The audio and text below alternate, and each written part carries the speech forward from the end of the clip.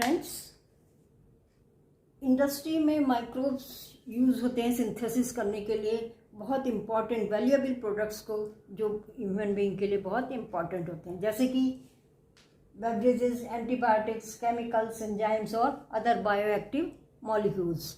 और इनका production industry में बहुत ज़्यादा लार्ज स्केल पर चाहिए बनता है, इसलिए हमें माइक्रोब्स को भी बहुत ज़्यादा लार्ज वेसल्स में ग्रो कराना पड़ता है। इन वेसल्स को कहते हैं फर्मेंटर्स।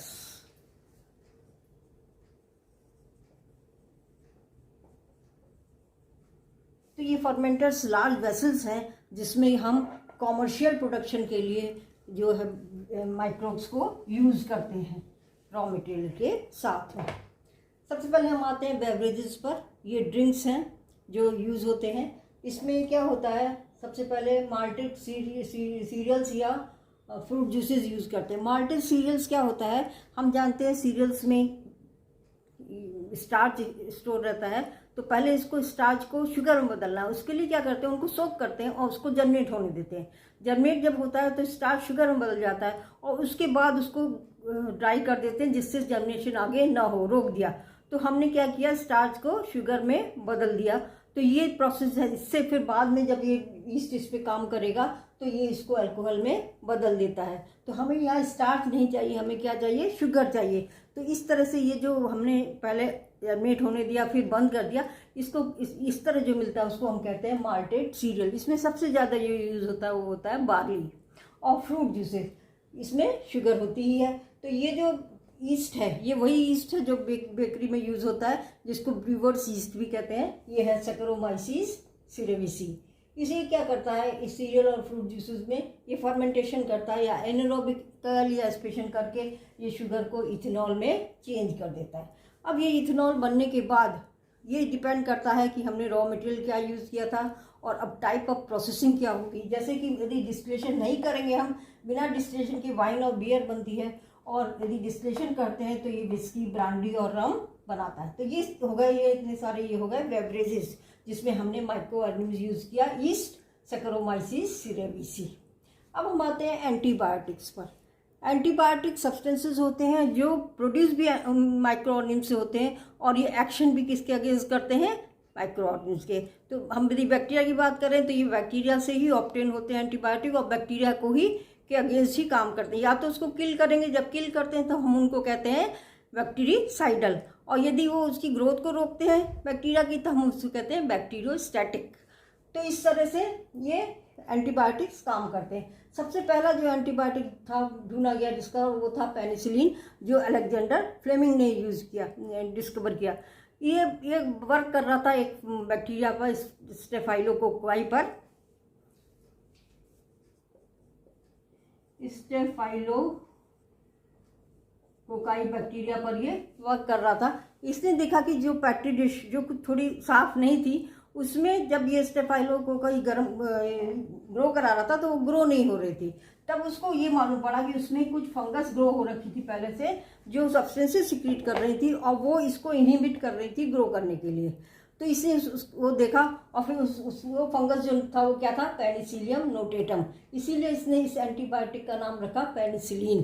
तो ये पेनिसिलिन सबसे पहला एंटीबायोटिक का डिस्कवर हुआ। उसके बाद में फिर स्ट्रेप्टोमाइसिन, इरिथ्रोमाइसिन, टेट्रासाइक्लिन, ये बहुत सारे जो हैं एंटीबायोटिक डिस्कवर हुए हैं। जैसे स्ट्रेप्टोमाइसिस ग्रीसियसी ट्यूबरकुलोसिस के अगेंस्ट काम करता है। इरिथ्रोमाइसिन ये सैकरोपोलिस्पोरा इरिथ्री से निकलता है।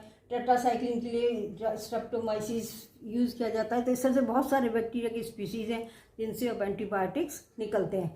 और उसके बाद में चेन और फ्लोरी,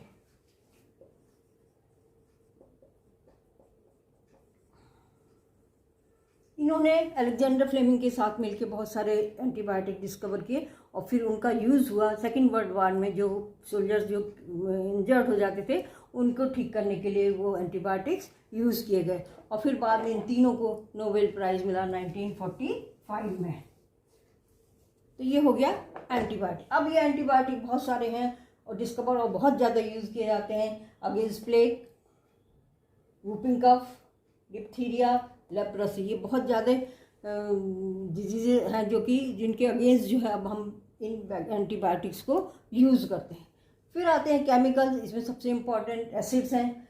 जो साइट्रिक एसिड के लिए हम यूज़ करते हैं एस्परजिलस नाइजर, ये प्रोड्यूस करता है साइट्रिक एसिड।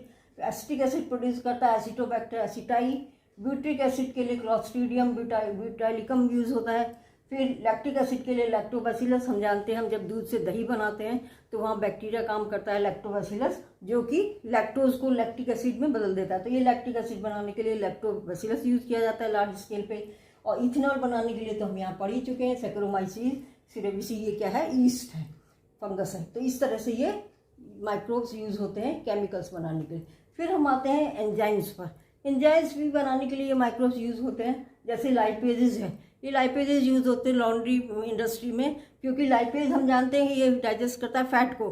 तो जो ऑयली सब्सटेंसेज या ऑयली दाग जो पड़ जाते हैं कपड़ों पे, उनको रिमूव करने के लिए लाइपेजेस यूज़ किए जाते हैं स्टेन रिमूवर की तरह से। तो ये लाइपेजेस का काम हो गया। फिर पैक्टिनेजेस, ये क्या होते हैं, ये पैक्टिन को ब्रेक डाउन करते हैं। कहाँ होता है पैक्टिन? फ्रूट और वेजिटेबल्स की वॉल पे, जो उनकी सेल्स हैं उनकी वॉल में पैक्टिन होता है, उसको ये तोड़ देते हैं। तो तोड़ने से क्या होता है, ये आसानी से डाइजेस्ट हो जाते हैं। तो हम जानते हैं जैसे कि हम जो कोल्ड जूसेस लेते हैं, फ्रूट जूसेस लेते हैं ड्रिंक बॉटल में, उसमें पैक्टिनेजेस और प्रोटीजेस मिले रहते हैं। प्रोटीजेस प्रोटीन को ब्रेक डाउन कर देते हैं और ये पैक्टिन को कर देते हैं, जिससे कि वो आसानी से डाइजेस्ट हो जाता है।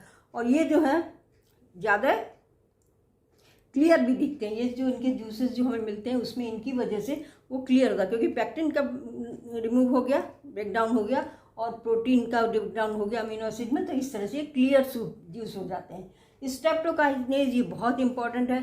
ये हम जानते हैं कि ये ब्लड क्लॉट हो जाता है हार्ट अटैक पेशेंट में, या जिसको कि हम मायोकार्डियल इन्फाक्शन कहते हैं, उसमें ये आर्टरीज में वेसल्स में क्लॉट जम जाता है, ब्लड जो है वो क्लॉटिंग हो जाती है। उसको रिमूव करने के लिए स्ट्रेप्टोकाइनेज इसका इंजेक्शन दिया जाता है।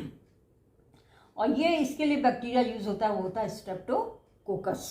स्ट्रेप्टोकोकस ये बैक्टीरिया है, और आजकल तो जेनेटिक इंजीनियरिंग की वजह से इसको काफ़ी इसमें बायोटेक्नोलॉजी यूज़ करके रिकॉम्बिनेंट डीएनए से जीन्स को भी चेंज कर दिया जाता है। और ये यूज़ होता है हार्ट अटैक पेशेंट्स में, किस लिए? ब्लड क्लॉट को रिमूव करने के लिए। ये हो गया एंजाइम्स। उसके बाद बायोएक्टिव मॉलिक्यूल्स में सबसे पहले आता है साइक्लोस्पोरिन ए।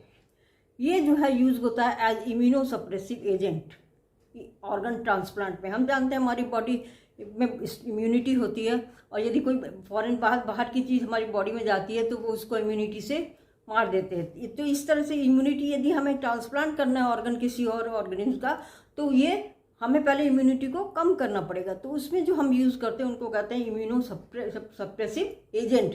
तो ये जो है इम्यूनो सप्रेसिव एजेंट है, मतलब ऑर्गन ट्रांसप्लांट से पहले इम्यूनिटी को कम करता है, जिससे कि हमारी बॉडी उस ऑर्गन को एक्सेप्ट कर ले।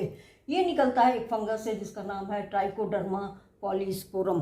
तो ट्राइकोडर्मा पॉलीस्पोरम से इम्यूनो सप्रेसेंट एजेंट निकलता, प्रेसिव एजेंट निकलता है, जो ऑर्गन ट्रांसप्लांट के समय जरूरी होता है, उससे पहले। फिर है स्टैटिन्स।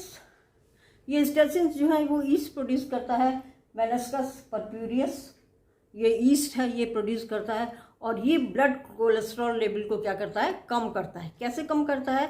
जो एंजाइम्स रिस्पॉन्सिबल होते हैं कोलेस्ट्रॉल बनाने के लिए, उनका ये कॉम्पिटिटिव इनहिबिशन करता है। हमने एंजाइम से पढ़ा है कॉम्पिटिटिव इनहिबिशन में क्या होता है कि वो सब्सटेंस सबस्ट्रेट से कंपटीशन करता है एंजाइम के एक्टिव साइट के लिए। तो एंजाइम के एक्टिव साइट में वो सबस्ट्रेट ना जुड़ के ये जुड़ जाता है उस जगह, तो उस सबस्ट्रेट जो एंजाइम की एक्टिविटी को रोक देता है। तो कोलेस्ट्रॉल जो बनाने के लिए एंजाइम चाहिए उसकी एक्टिविटी को ये रोक देता है, तो नेचुरली ब्लड कोलेस्ट्रॉल लेवल क्या होगा? लोअर हो जाएगा, वो ज़्यादा नहीं बढ़ पाएगा। तो इस तरह से ये सब्सटेंसेस से जो कि माइक्रोब को यूज़ करके इंडस्ट्री में बनाए जाते हैं।